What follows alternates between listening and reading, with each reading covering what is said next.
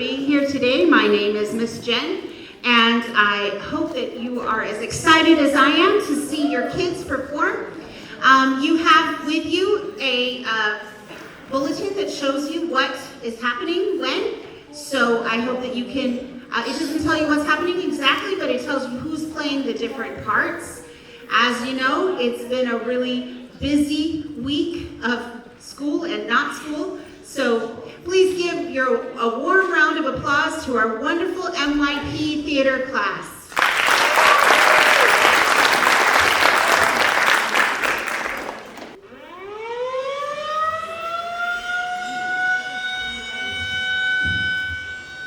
Once there were 4 children, whose names were Edmund, Peter, Susan, and Lucy. This story is about something that happened to them when they were sent away from their home and parents in London, England during World War II.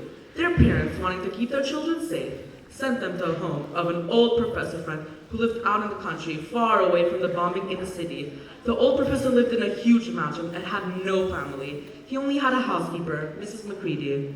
Our story begins as the children have said goodnight to the professor and have gone upstairs on the first night. The boys came into the girls' room and talked it all over. Have you seen the outside of this place? It is huge and perfectly splendid. That old chapel let us do anything we like. Tomorrow's going to be great, really. The children slept fitfully, their first night missing their parents. The next day, the children were washed, dressed, and ate breakfast, but their plans to explore the huge woods outside the professor's mansion were ruined by steady and cold rain. Lonely and bored, the children tried to think of ways to have fun inside the house. Drawn into an enormous room that was hollow and empty except for a large antique wardrobe, Lucy was compelled to open it and look inside. When Lucy opened the wardrobe, she was excited to find the softest fur coats she had ever seen. Finding them irresistible, Lucy stepped in. As she stepped into the wardrobe, she kept her arms outstretched in front of her so that she wouldn't bump into the back of the wardrobe. She took 1 step, then 2, and then felt amazed at the fact that she had not yet reached the back of the wardrobe. She did not imagine the wardrobe could be so big. Then she noticed there was something crunching under her feet. At first, she thought it must be mothballs, but when she reached down to touch the crunchy ground, it felt like snow. How strange, she thought. Then she stood up. Instead of feeling the soft fur coats brushing against her face, she suddenly felt her hair being tugged by what felt like tree branches. She strained her eyes to see a light shining from where the back of the wardrobe should be.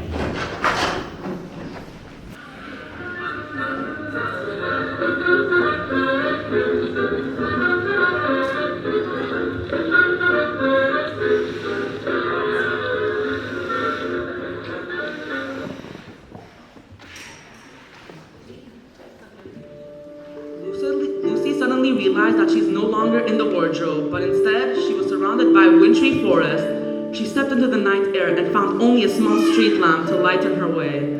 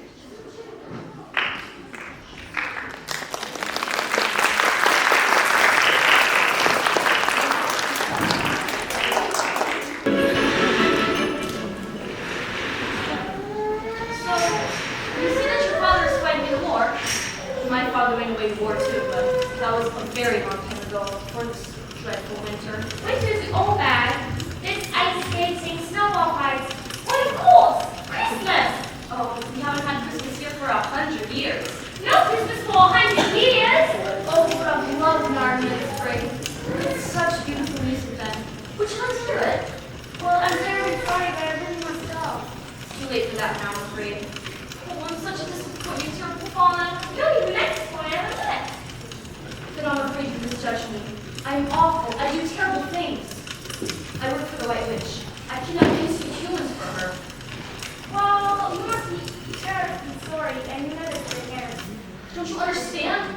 It's not something I've done. It's something I'm doing right now. What? The White Witch, the one that always makes it winter and never Christmas, told me that if I ever met a human, I'd hand it over to her. Or if I didn't, then she'd cut off all my hair, or turn my hooves into horse hooves, or maybe worse, she'd turn me into stone like she does to everyone else. No, but you mustn't. Please, please, Mrs. Thomas, let me go. Yes, I will. I didn't know you when I made that promise. I'll take you back to the lamppost now, so you can go home.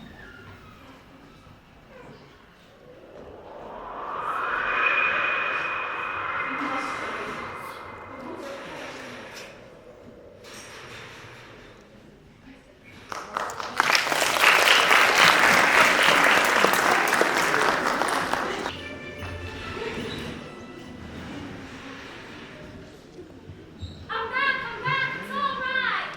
Lucy explained all about her adventure to Narnia.